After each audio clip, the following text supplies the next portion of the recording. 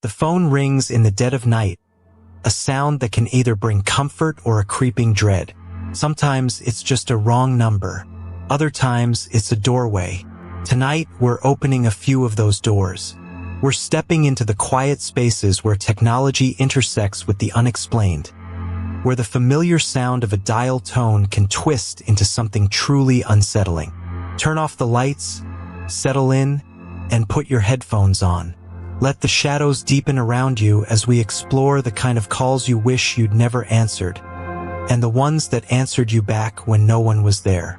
The ringtone wasn't my usual upbeat pop song. It was the default, generic old phone sound that I'd long since muted on my actual device. It was 3:17 a.m. I was 23, living alone in a small apartment above a quiet main street, and my phone was on the nightstand, dark. Yet, the sound was undeniably real, vibrating through the floorboards, coming from the living room. It was that distinct, old-fashioned double ring, then a pause, then another double ring. My heart immediately started a slow, heavy thud against my ribs. Who would be calling a landline at this hour? A landline I hadn't used in years and didn't even have connected. I lay there, frozen, trying to make sense of it. I don't even remember setting up a landline when I moved in. I used my cell exclusively. The sound was faint but persistent, pulling me out of a deep sleep. It wasn't just a dream. The sound was too sharp, too real, too persistent. The silence between the rings felt heavier, charged with an unknown anticipation. My apartment was small, and I could usually hear everything from my bedroom, from the fridge humming to the distant traffic. But this was different. This was an invasive sound, one that felt like it didn't belong. Slowly, carefully, I slid out of bed. The floor was cold against my bare feet. I tiptoed to my bedroom door, peering into the short hallway that led to the living room. The apartment was completely dark, save for the faint glow from the streetlights outside filtering through the living room window. The phone rang again, a little louder this time, confirming it wasn't my imagination. It was coming from the small, dusty side table next to the couch, where an old, cream-colored rotary phone sat. I must have inherited it from the previous tenant. I had never even noticed it, let alone plugged it in. That old phone wasn't plugged into anything. I knew that for a fact. I dusted around it a few times and remembered seeing the disconnected cord coiled neatly underneath it. Couldn't possibly be ringing. My mind raced, trying to find a logical explanation. A neighbor's phone? But the sound was clearly inside my apartment. A trick of the mind? My tired brain playing games? But the sound was so clear, so insistent, so real. It stopped, for a moment, and the sudden silence was more jarring than the ringing itself. My breath hitched in my throat as I strained to hear anything else. Then it started again, 2 short, sharp rings. My heart hammered. I fumbled for my cell phone on my nightstand, needing the flashlight. My hand shook as I turned it on, the beam cutting through the darkness, illuminating dust motes dancing in the air. I kept the light low, just enough to see. The old rotary phone on the side table was indeed ringing, its bell vibrating faintly. The cord, still coiled and disconnected, lay innocently beneath it. This was impossible. The sheer absurdity of it sent a chill down my spine, far colder than the fear of a prowler. I crept closer, one slow step after another, my eyes glued to the phone. The ring was rhythmic, mechanical, unwavering. It was old, probably from the 70s or 80s, cream plastic yellowed with age, and it definitely had a rotary dial. No display, no caller ID, just a blank, silent object. I reached out a trembling hand, hovering over it. Should I answer it? Every instinct screamed no. Who or what could be calling a disconnected phone? What kind of voice would be on the other end? The thought alone made my stomach clench. The ringing was relentless, mocking my hesitation. Against my better judgment, Driven by a morbid curiosity and a desperate need to understand, I reached out and slowly lifted the receiver. The ringing stopped instantly. The silence was absolute, heavy, almost suffocating. I held the receiver to my ear, my heart pounding in my chest, waiting, listening. There was no dial tone, no static, no voice. Nothing. Just a profound, unsettling void.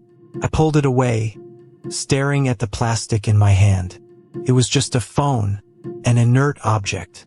I pressed it back to my ear, hoping I'd missed something, some faint sound, some clue. And then I heard it. So faint, so low, I almost dismissed it as my own blood rushing in my ears. A sound like a breath, a drawn-out, ragged exhale, right into the receiver. It was wet, almost gurgling, and it seemed to go on for an impossibly long time. It wasn't human. It wasn't animal. It was something else. It sounded like something struggling to breathe, or perhaps something that shouldn't be breathing at all. My hand tightened around the receiver, my knuckles white. I wanted to drop it, to scream, to run, but I was paralyzed, listening to this unnatural, desperate sound. The breathing stopped as abruptly as it began, replaced by a silence even colder than before. Then a whisper, so quiet I had to strain, pressing the receiver hard against my ear. It was a single, drawn-out word, distorted, like it was coming from a great distance, or from underwater. It sounded like my name, not just my first name, but my full name, whispered with an intonation that was both familiar and utterly alien. It was the way someone would say a name they knew intimately, but the voice itself was something I had never, ever heard. It was dry, ancient, like rustling leaves in a dead forest. I dropped the receiver like it was burning me. It clattered loudly against the cradle, the sound echoing in the silent apartment. I stumbled backward, tripping over my own feet, scrambling back towards my bedroom. My heart was a frantic drum solo in my chest. I slammed my bedroom door shut, fumbled for the lock, and then leaned against it, shaking uncontrollably. I didn't sleep a wink that night. I just sat on my bed, staring at the door, listening, waiting. But the phone never rang again. The apartment was silent, too silent, the kind of silence that feels like a presence. The kind of silence that waits. The next morning, I couldn't bring myself to even look at the phone. I called my landlord and asked them to remove it. They seemed confused, saying they didn't know there was an old landline in my unit, and it wasn't on the inventory. A maintenance guy eventually came and took it away, looking at me strangely when I refused to touch it or even go near it. I still get shivers thinking about it. That phone was definitely, absolutely 100% unplugged, and it still rang, and whatever was on the other end, it knew my name. That feeling, the one that lingers after a strange call, is often just a trick of the mind. But what if it isn't? What if the echoes of a past connection, a misdial, are still vibrating on the line, waiting for you to pick up again? The phone in my old apartment always sat on a little side table next to the couch, right where the lamplight barely reached it. I was 23 then, living in a cheap one-bedroom on the third floor of an old brick building in South Carolina, the kind of place where every creak from the floorboards above felt like it was happening inside your own head.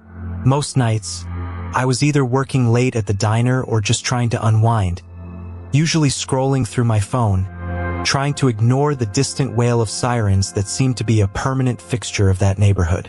The landline was mostly for my mom to call, since she wasn't big on cell phones. It rarely rang after 9, let alone after midnight. That's why the first time it happened, I just figured it was a wrong number, a drunk dial from someone who'd typed one digit off. It was almost 1:30 a.m. I remember because I had just checked the time, debating if I should try to finish an article for a class or just call it a night.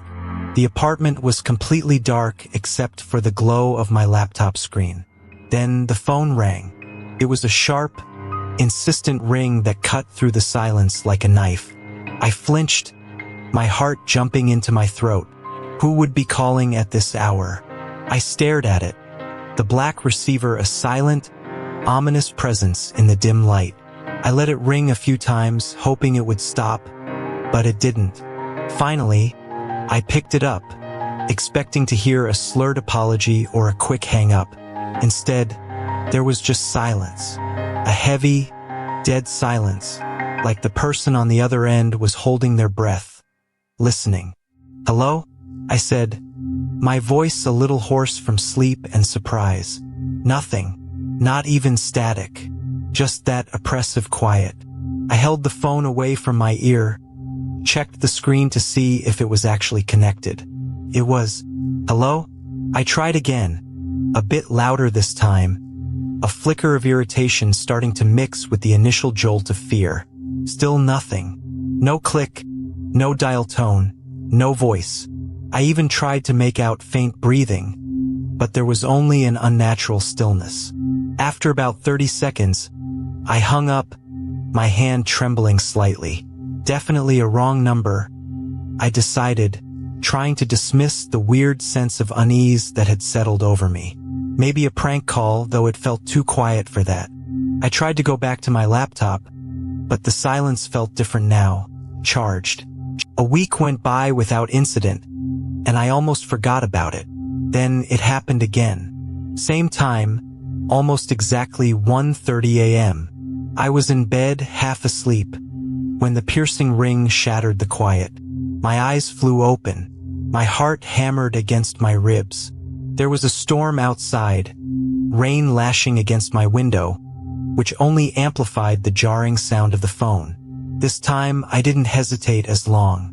I picked it up, ready to snap at whoever was on the other end. But just like before, there was only silence. Not even the sound of the storm was making it through. Just that absolute, suffocating quiet. I listened harder this time, straining my ears, almost convinced I could hear the faint, shallow intake of breath on the other end. Barely there, like someone trying not to be heard.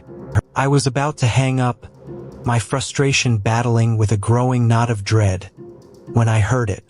A faint sound, so soft I almost convinced myself it was the rain.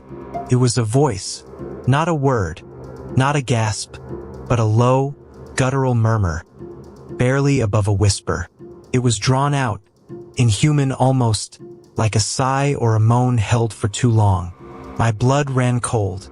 It wasn't my mom. It wasn't anyone I knew. It wasn't even a man or a woman. Just this deep, vibrating sound that seemed to come from nowhere and everywhere at once.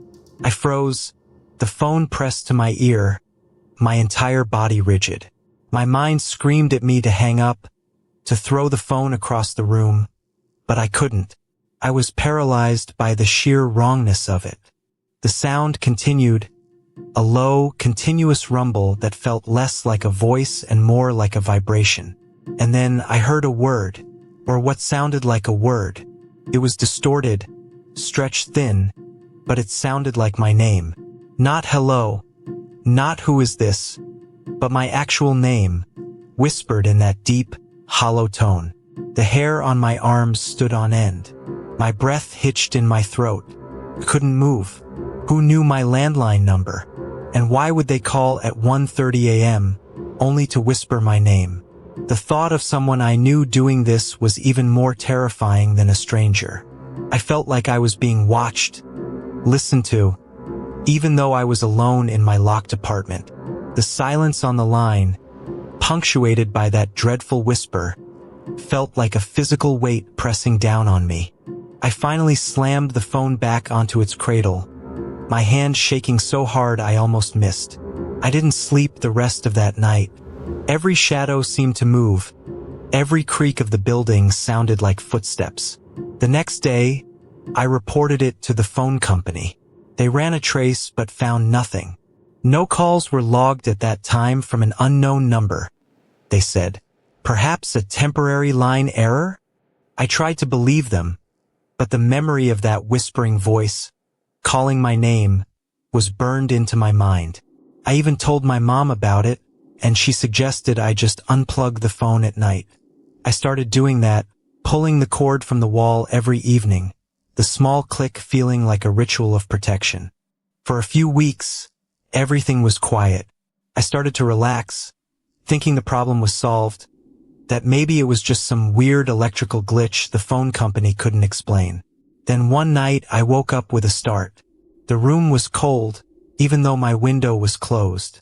I sat up in bed, my heart pounding. I couldn't pinpoint why I was awake, but a primal sense of dread filled me. My eyes scanned the room, trying to pierce the darkness. That's when I saw it. The phone, usually unplugged and resting silently on its table, was glowing. The little red message light was blinking, slowly, rhythmically, indicating a voicemail. But how? It was unplugged. I was certain I had pulled the cord. My stomach dropped into my shoes. I stared at it, frozen, for what felt like an eternity. The blinking light was a beacon of impossible horror in the dark. Every fiber of my being screamed at me not to touch it, not to listen. But the morbid curiosity, the desperate need to understand, was overwhelming. Slowly, cautiously, I crept out of bed and approached the phone. My hand trembled as I pressed the button to retrieve the message. There was a click, then static, then that same deep, guttural whisper drawn out and distorted. "Hello?" It rasped, a sound that seemed to scrape against my very soul. "I know you're there." But it wasn't just on the voicemail.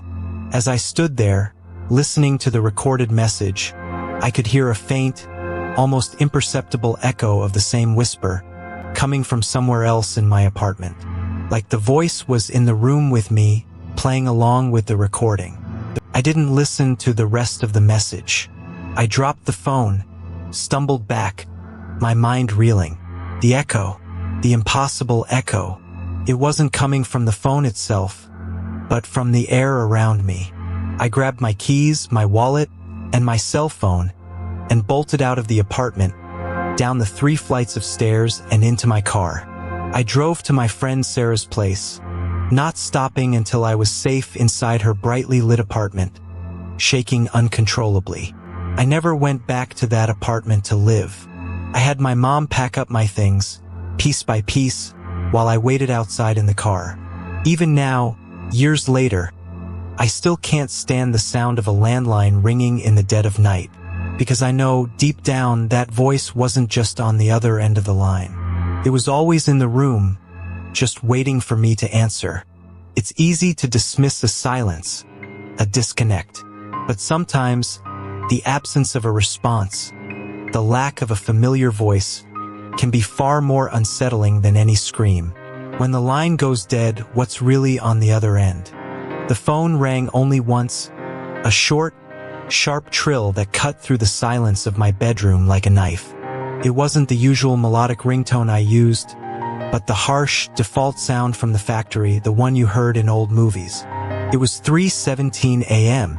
My phone never rang only once, and no one I knew would ever call me at that hour unless it was an emergency, and even then, they'd let it ring longer. I was 23 then, living alone in a small apartment on the outskirts of Phoenix, Arizona. My life was pretty predictable, mostly working my retail job, binge-watching shows, and trying to save up for something, anything, to make my existence a little less monotonous. That single, defiant ring shattered my routine and, though I didn't know it then, the quiet safety of my apartment. I lay there, heart thumping, staring at the ceiling, waiting for it to ring again. Didn't. The silence that followed felt thicker, heavier than before. It took me a full minute to even reach for my phone, my fingers fumbling in the dark. The screen glowed, illuminating my face with its harsh blue light. No missed call notification. Nothing in my call history. It was like the phone had just made the noise itself, a phantom ring. I checked the time again, 3:19 a.m. My mind immediately went to the usual suspects. A notification glitch, a dream, maybe I'd imagined it. I was tired, had an early shift the next day, and my imagination could run wild sometimes, especially when half asleep. I tried to convince myself it was nothing, just a weird blip in the night. I tried to go back to sleep, pulling the blanket up to my chin, but the unsettling feeling lingered. Every creak of the old building, every distant car passing by, sounded amplified. Just as I was finally drifting off again, it happened. The phone rang once, that same jarring, factory default trill. And then silence. My eyes snapped open, wide awake now. This time, I knew I wasn't dreaming. This time, I'd been acutely aware, listening for it. I grabbed my phone, already feeling a cold dread seep into my stomach. Again, no missed call, no record in my history. It was like the call was a ghost, leaving no digital trace. Only the echo in my ears and the escalating panic in my chest. This wasn't a glitch. Something was wrong. I got out of bed, my feet cold on the linoleum. I paced my small living room, flicking on a dim lamp, trying to shake off the growing unease. My apartment was small, a single bedroom, living room, kitchen, and bathroom. Everything was visible, everything familiar. There was no one else here. I checked the locks on the front door, the windows, all secure. It was foolish, I knew, but I felt an irrational need to verify. What if someone was outside? What if this was a prank? But how could they make my phone ring without it registering? The questions circled in my head, each one more unsettling than the last. I sat on my couch, phone clutched in my hand, staring at it, waiting. The next ring came exactly 10 minutes later, at 3:39 a.m. One ring, then quiet. This time, a number actually showed up on the screen, if only for a split second before the screen went dark. Unknown caller. No, wait, it wasn't unknown caller. It was just a string of numbers, no contact name. And it wasn't a local number I recognized. I quickly tried to dial it back, but the call failed immediately, saying the number was not in service. My hands were trembling. This was beyond a prank. This was a violation. Someone or something was doing this intentionally, and they knew how to bypass the phone's logging system, or at least most of it. The methodical 10-minute intervals felt like a countdown. Each ring wasn't just a noise. It was a punctuation mark in a terrifying, silent conversation. I sat through 5 more rings, each one 10 minutes apart, each one a single, sharp trill, each one appearing and disappearing from my phone log in the same blink-and-you-miss-it way. The last recorded one was at 4:19 a.m. I felt a strange compulsion to answer it, just to hear what was on the other end. But a deeper, primal fear held my thumb frozen above the green answer icon. Every fiber of my being screamed not to touch it, not to engage. Whatever this was, it felt predatory. The silence after each ring was the most terrifying part, pregnant with unspoken menace, like a predator waiting for its prey to make a move. The sun would be up soon, but the darkness in my apartment felt absolute, impenetrable. At 4:29 a.m., the 10th ring came. It was the loudest one yet, seeming to vibrate through the very floorboards of my apartment. I watched the screen. An unlisted number flashed, then vanished. My hand hovered. For a moment, I thought I heard a faint, almost imperceptible sound after the ring, something like a shallow breath, but it was so faint it could have been my own panicked imagination. Then, a total heavy silence. No more rings. The 10-minute pattern had stopped. I waited for another 10 minutes, then 20, then an hour. Nothing. The silence now was different from before. It wasn't waiting. It was listening. I felt an intense, undeniable presence in my apartment, even though I could see nothing, hear nothing but my own frantic heartbeat. I kept my phone glued to my hand as the first light of dawn finally seeped through my blinds. I hadn't slept a wink.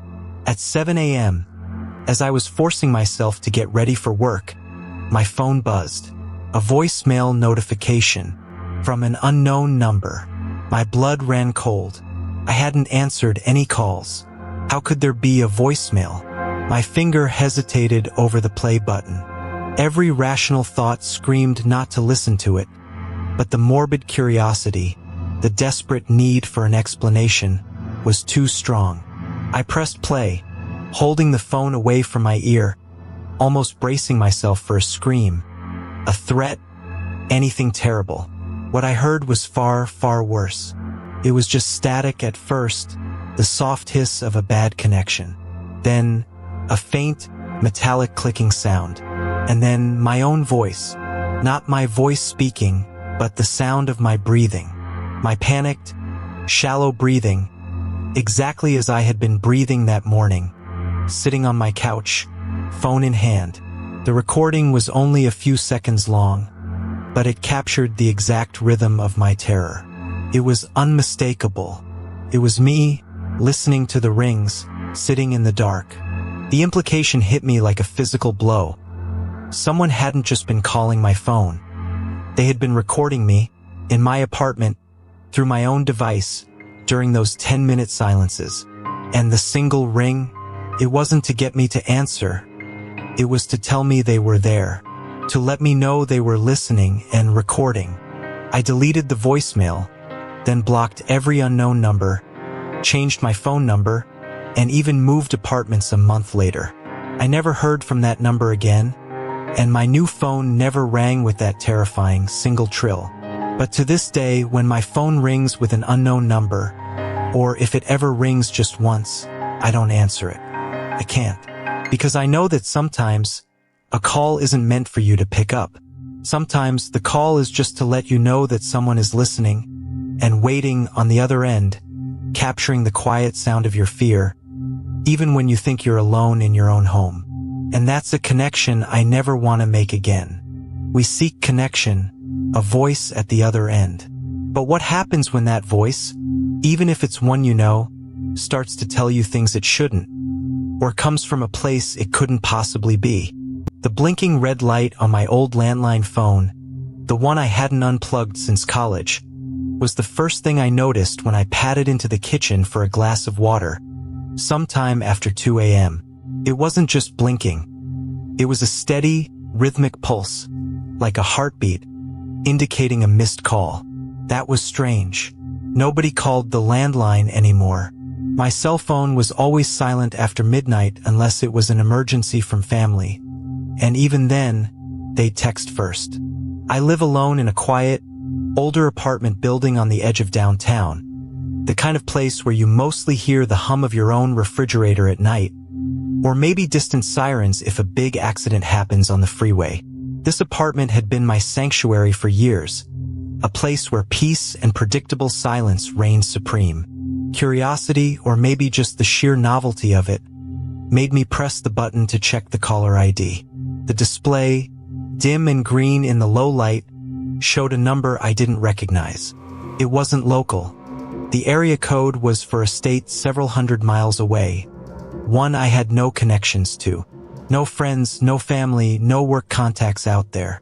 It was just a random string of numbers, seemingly from nowhere. I stared at it for a moment, my brow furrowing slightly.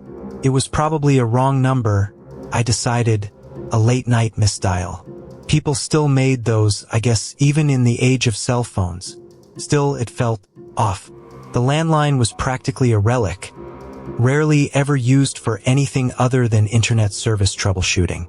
It was an unusual choice for a wrong number. I shrugged, poured my water, and went back to bed, dismissing it as a fluke. Maybe it was a telemarketer with a weird schedule, or some automated message that somehow slipped through. The apartment was still and dark. The only sound the soft were of the fan I kept on for white noise. I was just drifting back to sleep when the phone rang again. This time, it wasn't just a blink. It was a full, jarring ring that echoed through the small space, cutting through the silence like a knife. It made me jump. I glanced at the clock on my nightstand. 3:17 a.m. Who calls a landline twice in an hour in the dead of night? My heart started to beat a little faster. a tiny drum against my ribs. I got up again, feeling a prickle of annoyance mixed with a growing unease. The same distant number glowed on the caller ID. This time, I didn't just dismiss it. There was a persistence to it that felt deliberate. It wasn't just a wrong number. Someone was actively trying to reach this specific line. I let it ring a few more times, hoping it would stop, but it kept going, each ring seeming louder and more insistent than the last. My mind raced, trying to conjure a reasonable explanation. A prank? But who would prank a landline? And from so far away, the silence between the rings felt heavy, almost anticipatory, as if waiting for me to finally break and answer. I felt a strange compulsion to pick it up, just to make it stop. Against my better judgment, I picked up the receiver on the 8th ring. My hand was a little shaky. "Hello," I said, my voice hushed, almost a whisper, as if speaking too loudly would break some fragile spell. There was a pause, a dead silence on the other end, so profound it was almost louder than the ringing had been. No static, no briefing, no distant chatter. Just absolute, perfect stillness. I waited, holding my breath, straining to hear anything at all. "Hello." I tried again, a little louder this time, my heart thumping. Still nothing. The silence stretched, long and uncomfortable, until I was convinced it was just a hang-up call, or maybe some automated system. I was about to hang up myself, feeling foolish and annoyed for answering. Then, a voice. It was soft, almost a murmur, but clear, and it was my own voice.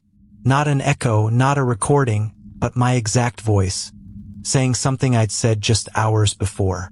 "I'm just so tired," it whispered, perfectly mimicking the inflection and slight weariness I'd had when talking to myself as I got ready for bed earlier that night. My blood ran cold. I froze, the receiver pressed tight against my ear, unable to move, unable to breathe. It wasn't a recording playing back my words. It sounded live, raw, intimate, as if I was speaking to myself through the phone, from a separate, impossible distance. The voice wasn't distorted or robotic. It was me, absolutely, unmistakably me. The silence after the words was deafening. My mind reeled, trying to process what had just happened. There was no way anyone could have recorded me. I live alone, my windows were closed, and I hadn't spoken those words to anyone else. It was a private thought, a fleeting remark to myself in the quiet of my apartment. Who was on the other end? How could they have my voice, saying my own intimate thoughts? It felt like an impossible reflection, a twisted mirror image of my own self being projected back at me. A chilling thought pierced through the fear. If it was me, then who was I talking to? Was it another me? The implications were too disturbing to fully grasp. I just stood there, paralyzed, clutching the phone like a lifeline, or maybe a threat. Another whisper came, and again, it was my voice. This time it said, "I should have locked the deadbolt." My stomach dropped. I had thought that. Right before I'd gotten into bed, I'd briefly debated whether to double-check the deadbolt, a habit I sometimes skipped when I was particularly tired. It was a fleeting, internal thought, something I hadn't even voiced aloud, not even to myself. This was beyond a wrong number, beyond a prank.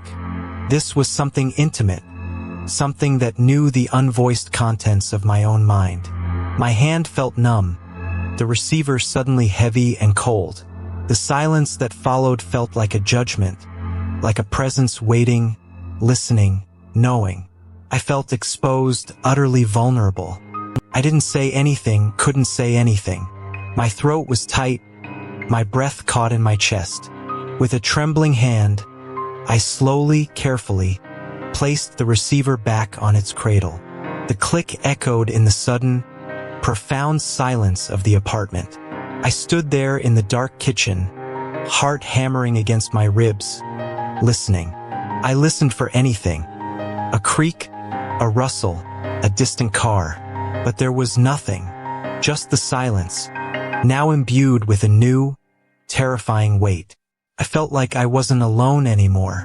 The apartment, once my sanctuary, now felt vast and porous, as if the walls themselves had ears, and the phone was merely a conduit for whatever had been listening inside my own head. I didn't bother checking the deadbolt. I just backed away slowly, my eyes scanning the shadows. I didn't sleep a wink that night. I sat on my couch, wrapped in a blanket, staring at the landline phone, which remained silent, its red light unblinking. The sun eventually came up, painting the kitchen in a pale, almost mocking light, and only then did I move. I went straight to the phone, pulled the cord from the wall, and tucked it into a drawer, deep underneath old receipts and unused batteries. I haven't plugged it in since. The apartment still feels different. Sometimes, in the quiet of the night, I think I can still hear my own voice, just a faint echo, whispering something I'm about to think, from the other side of a call I never should have answered. These stories, they have a way of staying with you, don't they? That little shiver when your phone lights up unexpectedly. The way you hesitate before answering a number you don't recognize. It's because they tap into a very human fear. The idea that even in our connected world, we can be profoundly alone, and that the unseen forces around us are just a dial tone away. For more stories that challenge the comfortable boundaries of reality every week, subscribe to Scareverse.